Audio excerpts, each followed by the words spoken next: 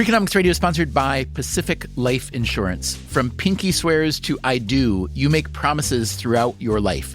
For nearly 160 years, Pacific Life has been helping you keep them by protecting those who matter most. Pacific Life, the power of a promise. Ask a financial professional how Pacific Life can help you create a more confident financial future. Pacific Life Insurance Company, Omaha, Nebraska, and in New York, Pacific Life and Annuity, Phoenix, Arizona.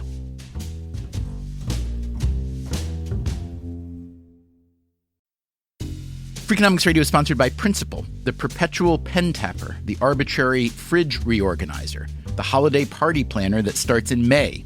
Principal knows that your star employees have their work quirks. Principal also knows how much those employees mean to your business. You need them. They need benefits. Work with Principal so they can help your team with a retirement and benefits plan that's right for them. Principal Life Insurance Company, Des Moines, Iowa.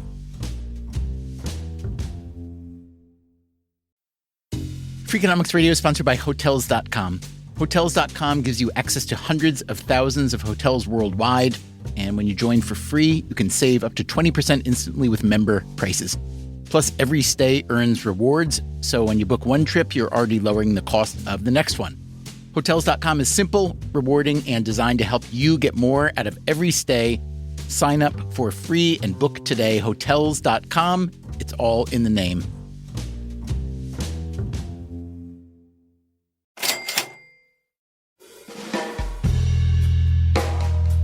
Steve Levitt is my Freakonomics friend and co-author. He's an economist at the University of Chicago. One topic that he's studied for years from a lot of angles is crime. He's tried to figure out which of many potential factors have a big impact on crime rates. More police and more prisons? That's a yes. The economy? Mostly a no. Did the legalization of abortion help crime fall a generation later? That is a yes. He's also studied guns, gun laws, gun buybacks, gun crime. Levitt and I were working together in Texas on the day back in December that a 20-year-old guy in Connecticut named Adam Lanza killed his mother, then shot up an elementary school, killing 20 little kids and 6 adults, and finally shot himself. As horrific as that was, as incomprehensibly sad, Steve Levitt, given everything he knows about crime, he wasn't all that surprised. You know, I think my reaction was probably different than other people's reactions because the thing that I'm always shocked by is how few insane people are out there doing mass murders, not how many are out there doing mass murders. And so I have sort of a sense of foreboding. I always expect there to be crazy people out there doing murders. And so I guess I probably wasn't as surprised as a lot of other people were. So you're more surprised when there isn't as much mayhem in the world as there is the opportunity for mayhem to occur. Yeah, the way I think about it, when there's 1 or 2 people out there a year who just go completely nuts and kill a bunch of people, then you think, well, why is it only 1 or 2? Why is it not 8 or 10 or 15 or 20? Once you get that far in the tail, it seems striking that that there are, we know there are lots of people who are insane. We certainly know there are lots of guns, and that's a lethal combination.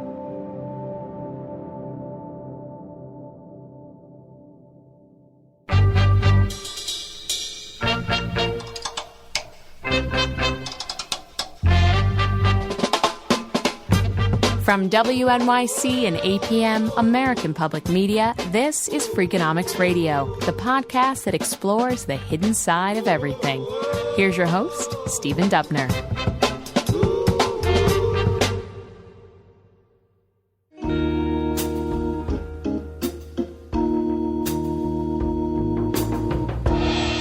On today's show, a conversation with my Freakonomics co-author Steve Levitt about guns.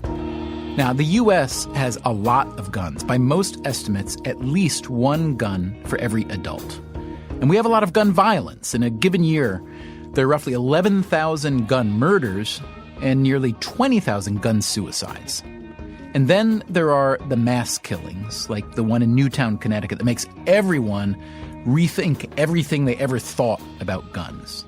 Now, how many such killings are there, and are they on the rise? Well, it depends on how you count and whom you ask. Mother Jones magazine recently built a database of mass shootings, 4 or more fatalities, over the past 30 years. Not everyone likes this database. It excludes, for instance, all gang shootings and armed robberies, but here are those numbers. Since 1982, there have been 62 mass shootings with a total of 513 fatalities, or an average of about 2 mass shootings and 16 and a half fatalities a year. Now remember, keep in mind, there are about 11,000 gun murders each year in total. Over the past 10 years, those numbers are a bit higher, about 3 shootings a year with 26 fatalities. But 2012 was a very bad year. 7 shootings with 72 fatalities, more than 4 times the average number of victims in a year from mass shootings. So you can see why this topic has got everyone's attention. But here's how Steve Levitt makes sense of these numbers. Yeah, it certainly appears to be the case that these isolated incidents of mass violence against strangers is going up. But I think you also need to put it in the context of the amazing gains we've had in the reductions of crime since the peak of homicide. That homicides are way down. They're down, almost 50%, maybe even more than 50% from the peak. It's come down year after year after year. The number of people who are killed by guns is in the thousands, but the number of people who are killed in these sort of Newtown type of events is really, really a small piece of the overall gun violence. So much more gun violence is either drug dealers shooting one another, spouses or killing each other, friends and family killing each other more generally, or indeed killing yourself. I mean, of all the gun violence, which really is at the top of the list, suicides, gun suicides. The fact is, though, that while gun violence isn't necessarily increasing overall, it's been relatively flat for the past 10 or 15 years after having fallen a good bit before that. The U.S. is more violent than most other rich countries, at least. There's more gun damage here than most other rich countries. Why do you think that is? Any thoughts? Well, we have more crime in general across the board than many other rich countries. And more specifically, though, we have a lot more guns than other countries. So it's not the slightest bit surprised that when you have as many guns as people in a country, that your gun violence will be much higher than a place like the UK, where guns are incredibly sparse. All right, so when you say that, one might immediately say, well, okay, if you want to get rid of the violence, you need to obviously get rid of guns. But there are some issues with that, right? I mean, first of all, guns are not perishable. Unlike Coca-Cola or a car, it doesn't deteriorate in any way. So a gun that exists 10 years ago will still exist today. So how do you start to think about, if your goal is to lessen the amount of guns, lessen the supply of guns, how do you think about doing that? If your goal is to limit the amount of damage done by guns, then given the fact that guns are a durable good that will stick around and if taken care of well will work for 50 or 100 years, then the first obvious thing you need to think about is that you can't have policies that only affect new guns, right? If you have a stock of 300 million guns, it doesn't really matter what you do with the new guns if you don't do anything with the guns that are already out there. Okay, so what are the kinds of things that are typically done with the guns that are out there? I'm thinking gun buybacks. What's your view on the efficacy or lack thereof of a gun buyback? Gun buybacks are one of the most ineffectual public policies that have ever been invented in the history of mankind.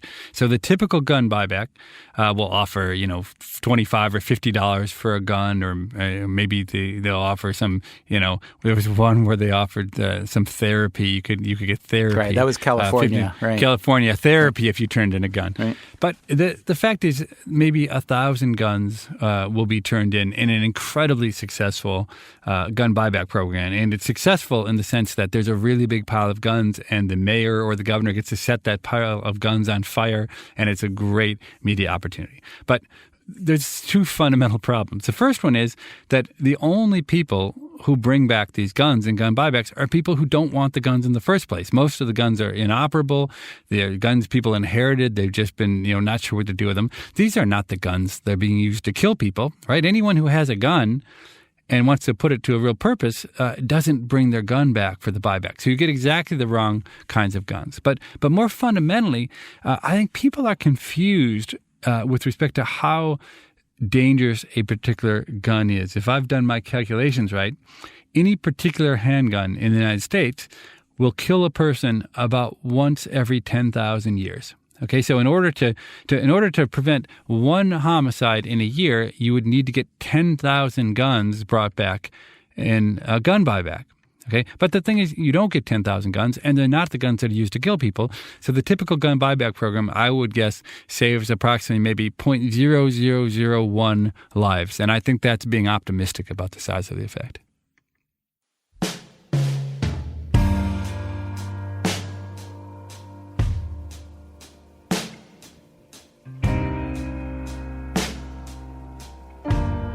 One of the questions that we posed in our first book in Freakonomics was simply this: what's more dangerous? If, let's say, you're the parent of young children, what's more dangerous, a house with a gun in it or a house with a swimming pool in the backyard? What's the answer to that question? Yeah, the answer to that question is incredibly easy, and the swimming pool is far, far more dangerous than the gun when it comes to young children. So what we did is we looked at the number of child deaths that were due to swimming pools, the number of child deaths that were due to guns, and then we put it in terms of how often will giving a swimming pool kill a child versus how often will a particular gun kill a child. And it turns out that the swimming pool is far more lethal than the gun, that a given swimming pool is 100 times more likely to lead to the death of a child than a particular gun is to lead to the death of a child. And so I know a lot of parents who would say, I would never let my child go over to the house of someone who has a gun in the house. But I've actually never heard anyone say, I will never let my child go over to the house of someone who has a swimming pool, when in fact that's completely reversed when it comes to the risks that the two products actually have. All right. As we've discussed a lot on this program and elsewhere, people are terrible at risk assessment generally. And we understand why. Sometimes the math is hard, but also some things are scarier than others. And a gun is inherently frightening to a lot of people, especially the kind of people who don't interact with guns at all. So let me ask you this. In regards to guns, do you think then that reducing gun violence is a goal that should be put front and center on, let's say, the political agenda? Or do you think it's really not as threatening as it's being felt to be and made out to be? I think that gun violence is clearly an important problem. You look at the thousands of people who die each year from it. But the simple fact is that there are no viable political answers to it. I mean, so in regard to your precise question, I think no. I don't think gun violence should be on the political agenda at all. I think it's so hopelessly convoluted, and the kinds of policies that people suggest are so obviously not going to fundamentally affect the problem that while there is a big problem, I don't think there's any way out given the kind of minimalist suggestions we're making. And so therefore, I think we should spend our time on other problems where I think we might have a chance to really make a difference. I mean, I think about motor vehicle fatalities, and we've had an enormous impact on motor vehicle fatalities. There are assuredly other policies, say, related to drunk driving that could, and seatbelt wearing, that could have a big effect on that. And I think for the number of lives you could save per word out of a politician's mouth or dollar spent by politicians is probably 100 times greater if we think about motor vehicle fatalities than if we think about gun violence.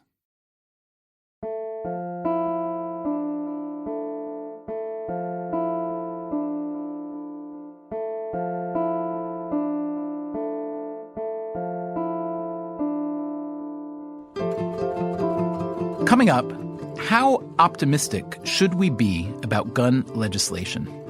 Anyone with any sense looks at the current political climate, thinks about the kinds of proposals that are being made, and accepts the fact that none of these proposals are going to have any real impact.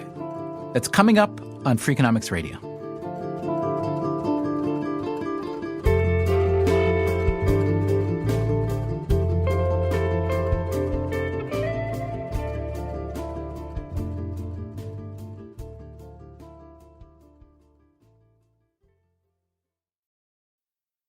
Freakonomics Radio is sponsored by Figure. Did you know that 40% of homeowners own their home outright?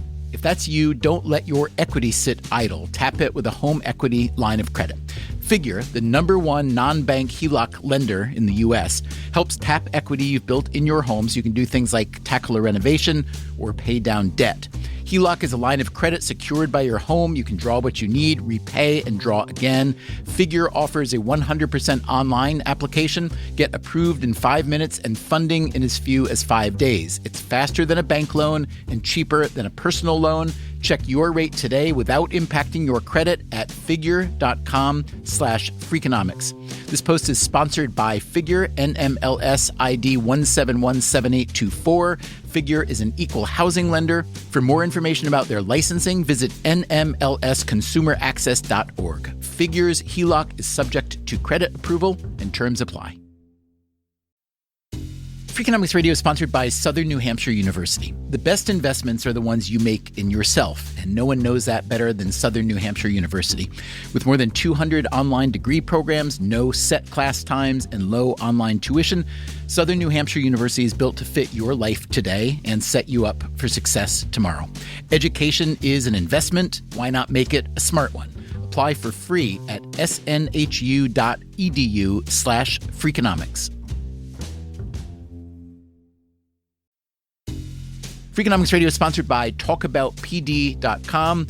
Let's talk about Peyronie's disease, or PD. It's not widely talked about, and some men may feel reluctant to bring it up, but it's more common than you would think. PD can happen when scar tissue builds up under the skin of the penis, causing a curve with a bump during an erection that for some men may lead to pain during intimacy and impact mental health.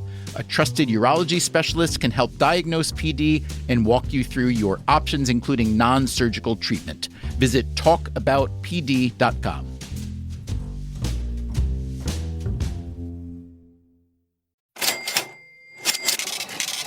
From WNYC and APM, American Public Media, this is Freakonomics Radio.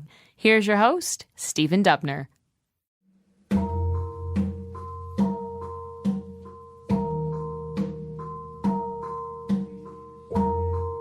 On today's show, we're talking with Steve Levitt about guns and the new spate of gun control ideas that are being raised since the massacre in Newtown, Connecticut.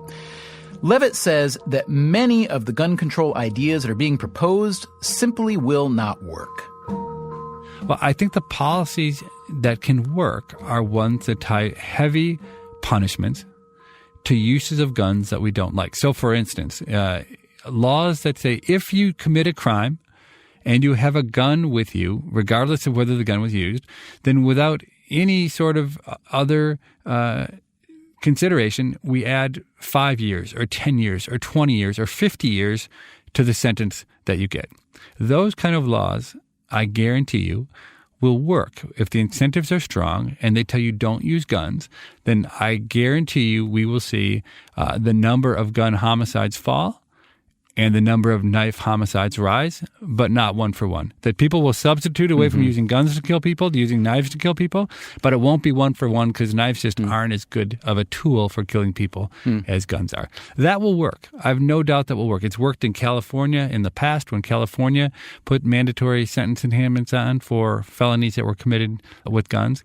But I think the policy has to be one of that nature, where you're not tying it to the gun itself, you're tying it to the use of guns that you don't want. Levitt, let me ask you this. So we've talked before about the hidden cost of things, something as simple as, free parking, let's say, which in fact generates a lot of hidden costs in terms of pollution and congestion, real estate value, and so on. Talk to me for a moment about the fact that, modern America is perhaps the freest society in the history of the world, in which just about anybody has the right to go just about anywhere and do just about anything within some set of boundaries. And that in this very, very free society, that perhaps gun violence is simply one of the hidden costs of that freedom. And perhaps A, we shouldn't be so surprised by it. And B, it's a trade-off that if we want a society like we've got, it will continue to exist. What do you think of that? Well, I actually don't completely – I agree with the part about the freedom, but I think the fact that there are all the guns around is really accidental. It's, if guns were just being invented today, the treatment of guns would be completely different than the treatment we have in this country. So, it's part of the Constitution. It's been interpreted in various ways. But I think that there are all sorts of things that you're not allowed to do. You're not allowed to drive really fast in your car, and you're not supposed to litter. And I mean, there are many, many things you're not supposed to do. And I think it's really accident. I mean, I'll give you another example of accident. If you think about why is it that alcohol and cigarettes are legal and marijuana is not, I think that, again, is mostly accident. If people have been smoking marijuana regularly for the last 300 years and alcohol had just kind of come along and been on the fringes, there's no way we'd say, alcohol should be freely consumed by everyone all the time. So I'm not after making this country into a police state. But I think that people are kind of whacked when they act like there's something fundamental about, how guns should be part of society. I think it's kind of a historical accident that you live with, but I don't think it was deterministic in any way. What about from the other side? Not people who are defending the right to have guns, but the other side, people who are defending their right to live in a society where other people don't have guns. I wonder how much you think that that's a kind of a repugnance issue, that people who don't like guns don't just not like them. They find them repugnant, and so much so that not only do they not want to engage with them, but they feel that no one should, and that people who do are by association repugnant. Do you think that's an issue or no? I agree with you. Because the people who don't have guns themselves, they tend not to hang out with other people who have guns, and consequently, they really are at extremely low risk for being the victim of accidental gun shooting or gun violence, because such a trivial share of the gun deaths are of pure innocence who are being, slaughtered by people with guns. And so it just gets back to what you said, which is that there's something else, that either they're misinformed about the risks that gun pose to them, or they feel the repugnance. But for people who don't hang around guns, guns are almost certainly one of the least likely sources of death for them.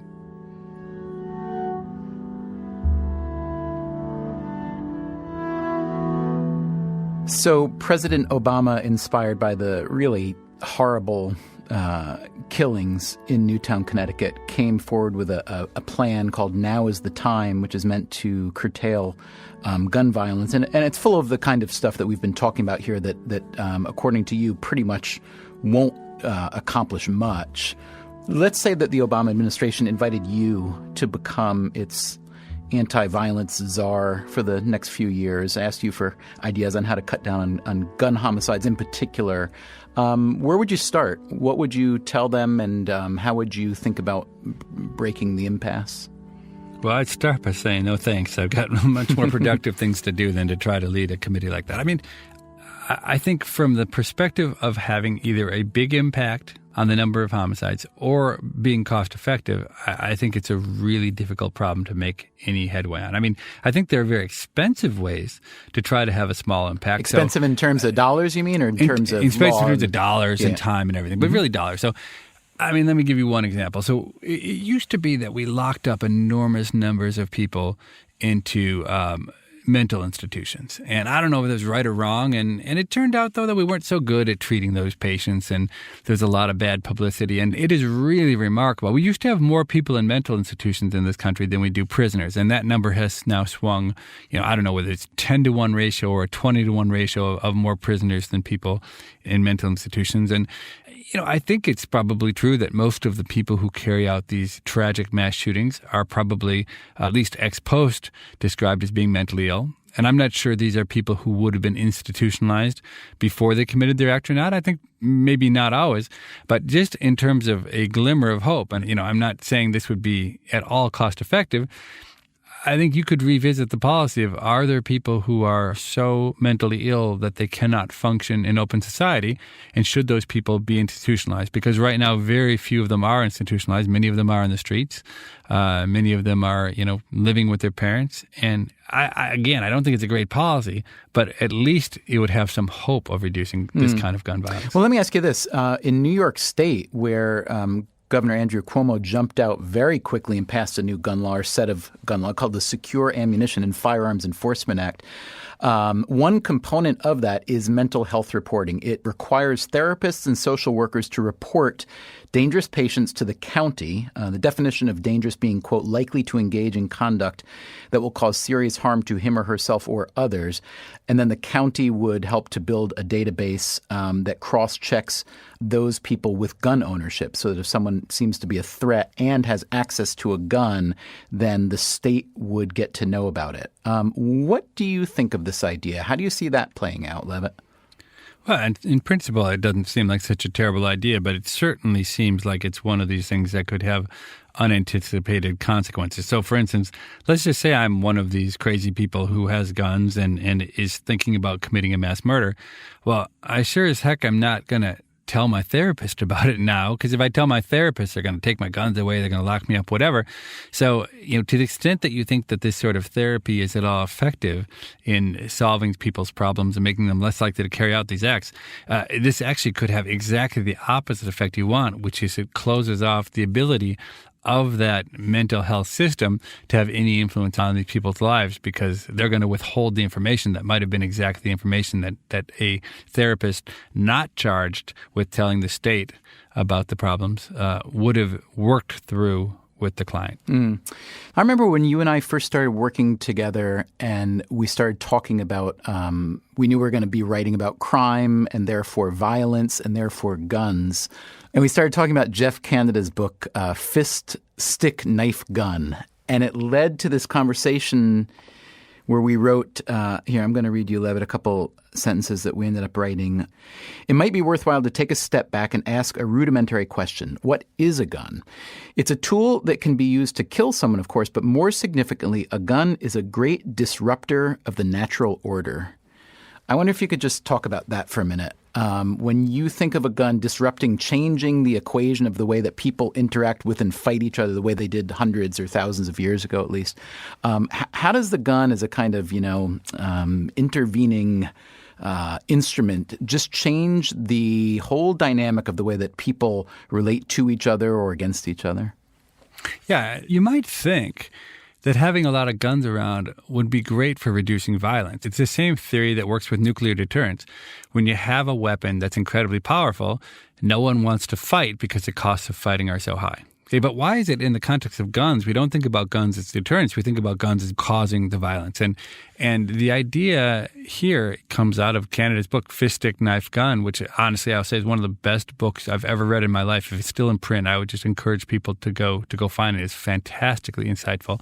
And what Canada talks about is that in the old days, in the 50s and 60s, when there weren't that many guns around, disputes would be resolved with fistfights or maybe with knives. Okay, and the thing is, look, when you fight someone who's much bigger and stronger than you, you know who's going to win. And if you already know who's going to win, you don't need to fight, because if you know you're going to lose, why bother?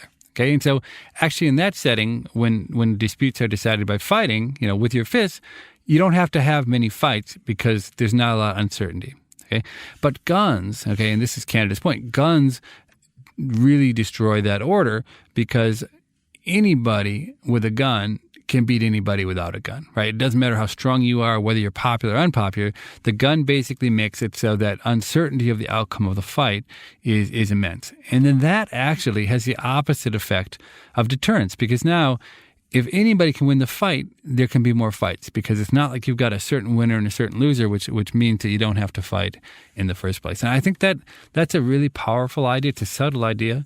But one that is really at the heart of why guns are related to violence, but nuclear weapons have not been ever used since we did it the first time, when no one had them on the other side to scare us off from using them.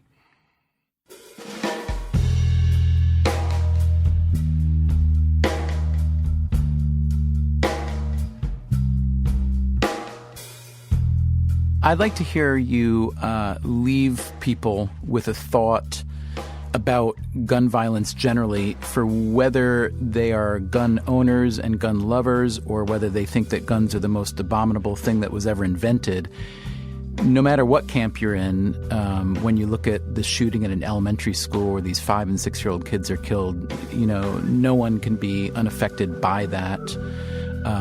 It's the kind of problem that's got all kinds of tiers and levels, and and incentives and all different kinds of people with all kinds of agendas. What's the way that you would encourage people to think about violence and guns when something like that happens without resorting to the knee-jerk positions that gun people on all sides of the aisle typically resort to? I would just say that anyone with any sense looks at the current political climate, thinks about the kinds of proposals that are being made, and accepts the fact that none of these proposals are going to have any real impact at all. So if you want to have an impact, I think you have to go back deeper, and you have to look at the fact that if we're not going to get rid of guns, but you want to get rid of gun violence, you got to get rid of the people who are doing violence with guns. And by get rid of, I don't mean, there are a lot of different ways to get rid of them. I mean, one is to parent better, to have society and indoctrinate people into more empathy and whatnot. I think those are the ultimate solution. I'm not saying any of them are easy, but fundamentally, that's where the answer lies, right? If you don't have people who have the desire to go kill large numbers of other people, then you don't have a problem with gun violence. And so, consequently, I think that's the dimension. If I were forced to start thinking about it, I would be operating on, given the fact that we have 300 million guns in this country today, and my guess is we're going to have more than 300 million guns in this country 100 years from now. And so you just got to live with that and subject to that constraint, find some other way to get at the problem.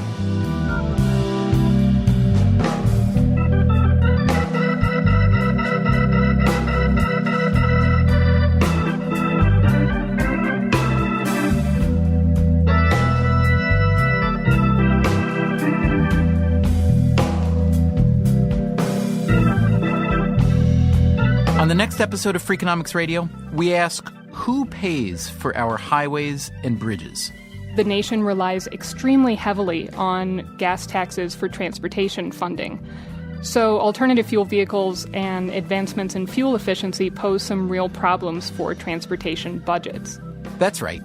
When miles per gallon go up, gas tax revenues go down. So what happens next? How do we pay for the roads? That's next time on Freakonomics Radio. Freakonomics Radio is produced by WNYC, APM, American Public Media, and Dubner Productions. Our staff includes Susie Lechtenberg, Catherine Wells, David Herman, Beret Lamb, and Chris Bannon. Colin Campbell is our executive producer. If you want more Freakonomics Radio, you can subscribe to our podcast on iTunes or go to Freakonomics.com, where you'll find lots of radio, a blog, the books, and more.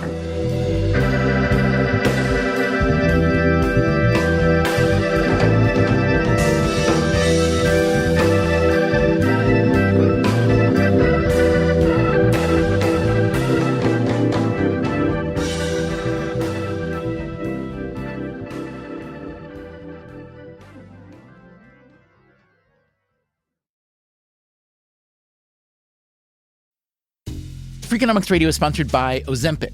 Innovation happens through rethinking what's possible, and when it comes to GLP-1s, Ozempic pill does just that. Learn more about Ozempic semaglutide tablets, 4 and 9 milligrams, by calling 1-833-OZEMPIC or visit Ozempic.com to view the medication guide and ask your doctor what's possible with FDA-approved Ozempic pill.